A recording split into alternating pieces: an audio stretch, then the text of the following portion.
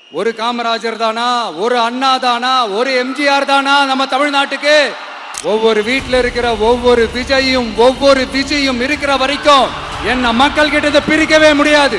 இப்படி இந்த சொந்த பந்தம் இவ்வளவு ஸ்ட்ராங்கா இருக்கிறதுனால தான் நான் முன்னாடியே சொன்னேன், 234 தொகுதியிலையும் இந்த விஜய் தான் வேட்பாளர் அப்படின்னு தான் அதை நான் செஞ்சிருக்கிறேன். ஏன்னா நம்மளுடைய வேட்பாளர்கள் யாரும் டாட்டாவோ பிர்லாவோ அம்பானியோ அதானியோ கிடையாது.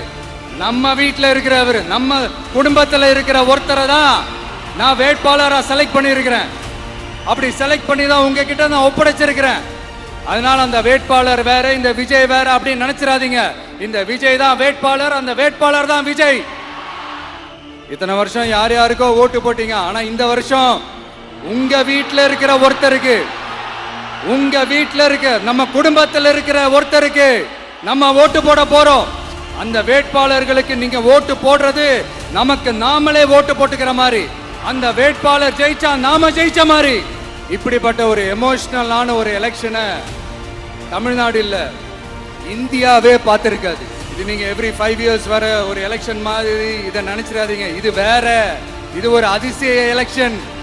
50 வருஷத்துக்கு ஒரு வாட்டி நடக்கிற ஒரு எலெக்ஷன் மாதிரி. அதனால அந்த சான்ஸை மிஸ் பண்ணிடாதீங்க மக்களே. ஒரு காமராஜர் தானா, ஒரு அண்ணா தானா, ஒரு எம்ஜிஆர் தானா நம்ம தமிழ்நாட்டுக்கு? அவங்கள மாதிரி வேற யாருமே வந்துட மாட்டாங்களா அப்படின்னு நீங்க ஏங்கினது எனக்கு தெரியும். அத மனசுல வச்சுக்கிட்டு தான் நம்ம டிவிக்கே வந்திருக்கிறோம்.